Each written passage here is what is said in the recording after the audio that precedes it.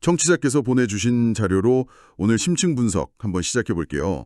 자료가 진주 충만성결교회 김 목사님의 시편 4편 4절 강해 설교문인데요. 오늘의 목표는 이겁니다.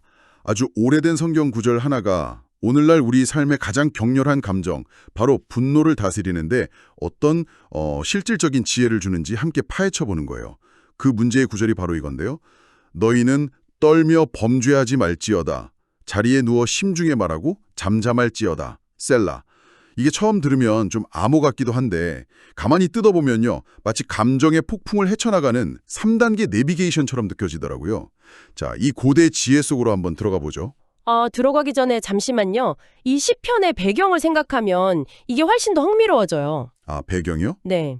이걸 쓴 사람이 다윗 왕으로 알려져 있잖아요.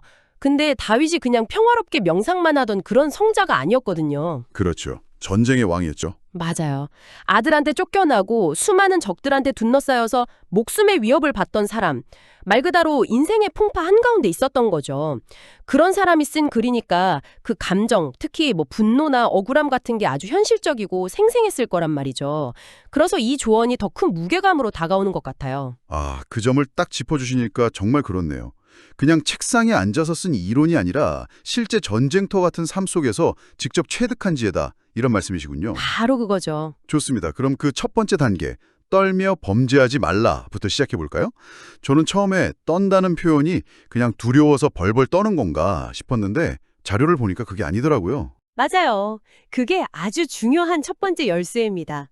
자료에서 설명하듯이 여기서 떤다에 해당하는 히브리어 원어가 리그주인데 이게 두려움보다는 분노나 격렬한 감정으로 막 속이 부글부글 끓어오르는 상태를 뜻해요. 아, 부글부글 끓는 상태. 네.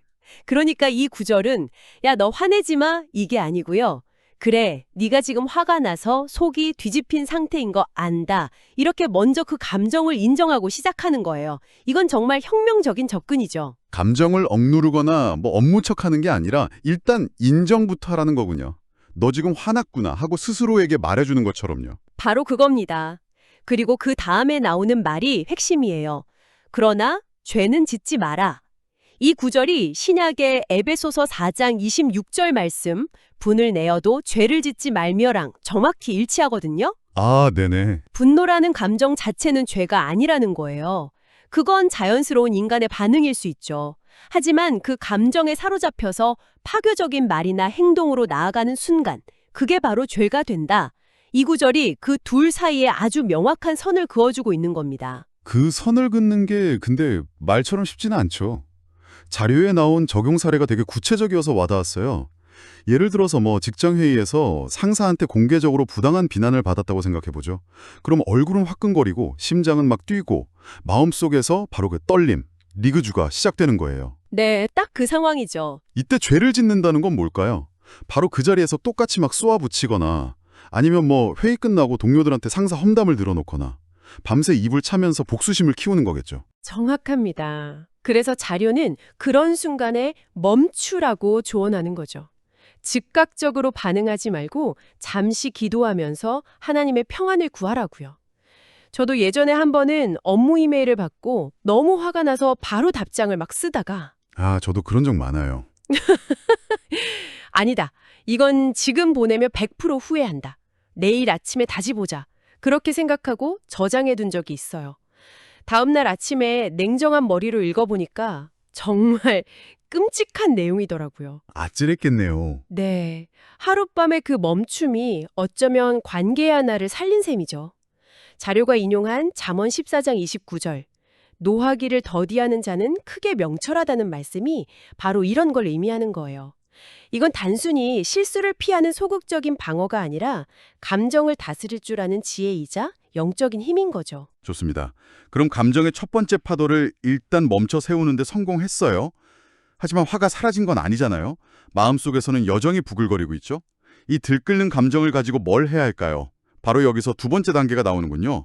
자리에 누워 심중에 말하라. 네. 이 표현이 참 시적이죠. 자리에 누워, 그리고 밤에. 이 시간과 장소에는 아주 분명한 의도가 담겨 있어요.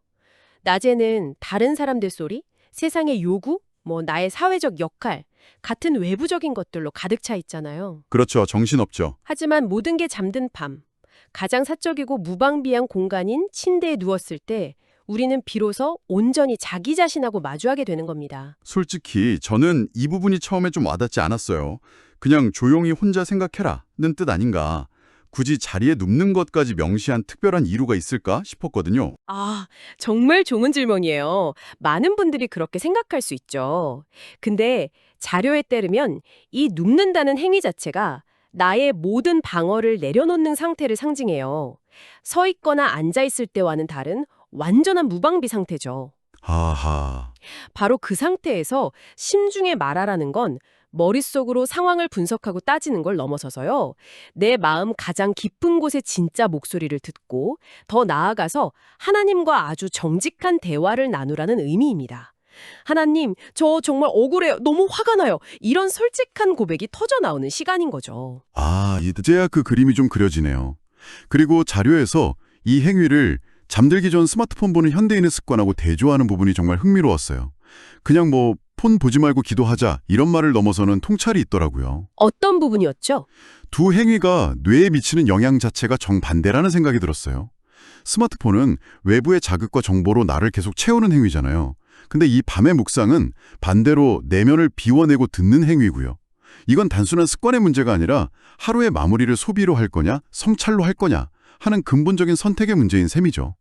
아, 저 역시 이 질문 앞에 자유롭지 못하네요. 맞아요. 그건 우리 모두에게 던져진 질문이죠. 그렇다면 이 내면의 대화, 이 성찰이 추구하는 목표는 뭘까요? 그냥 오늘 힘들었다 하고 감정을 배설하고 끝나는 걸까요? 자료는 그 이상을 이야기합니다. 바로 죄의 깨달음과 회개를 지적하죠. 아, 그 부분이 좀 불편하게 들릴 수도 있겠어요. 그렇죠. 하지만 아주 중요한 과정이에요. 그 억울한 상황 속에서 혹시 나의 잘못은 없었나? 내 말이나 태도가 상황을 악화시키지는 않았나? 그 사람을 향한 내 분노가 미움으로 자라나고 있지는 않나? 이렇게 스스로를 돌아보는 정직한 시간이라는 겁니다. 로마서 12장 2절에 마음을 새롭게 함으로 변화를 받아 라는 말씀처럼 이 밤의 묵상은 나의 완고한 마음을 부드럽게 하고 하나님의 시선으로 상황을 재해석하게 만드는 마음의 리셋 버튼과도 같아요. 마음의 리셋 버튼이라니 정말 멋진 표현이네요. 좋습니다. 그럼 감정의 폭풍을 인지하고 통제했고 1단계, 조용한 밤에 내면을 들여다보면서 정직하게 성찰까지 마쳤습니다. 2단계, 이제 모든 걸 깨달았으니까 나가서 문제를 해결할 행동 계획을 세워야 할 것 같은데 성경은 놀랍게도 잠잠할지어다 라고 말해요. 맞아요. 행동이 아니라 침묵을 요구하죠. 저는 이 부분이 가장 역설적이면서도 이 과정 전체의 핵심이라고 느꼈습니다. 저도 전적으로 동의합니다. 이 마지막 단계가 없다면 앞에 두 단계는 그냥 세련된 스트레스 관리 기술에 머물 수도 있거든요. 자료는 이 침묵을 영혼의 청취 시간이라는 아주 아름다운 표현으로 설명하더군요. 영혼의 청취 시간. 네. 앞선 단계에서 내 마음속의 소용돌이, 억울함, 회개의 고백까지 모두 하나님 앞에 쏟아냈다면 이제는 내가 말을 멈추고 하나님의 음성을 들을 차례라는 거죠. 그런데요, 이 잠잠하라는 조언이 어떤 사람들한테는 좀 수동적이거나 회피하는 것처럼 들릴 수도 있을 것 같아요. 부당한 상황에 맞서 싸우고 정의를 외쳐야 할 때도 분명히 있잖아요. 이 침묵이 현실 도피가 되지 않으려면 어떻게 해야 할까요? 그건 이 지혜를 오해할 때 생기는 아주 중요한 질문입니다.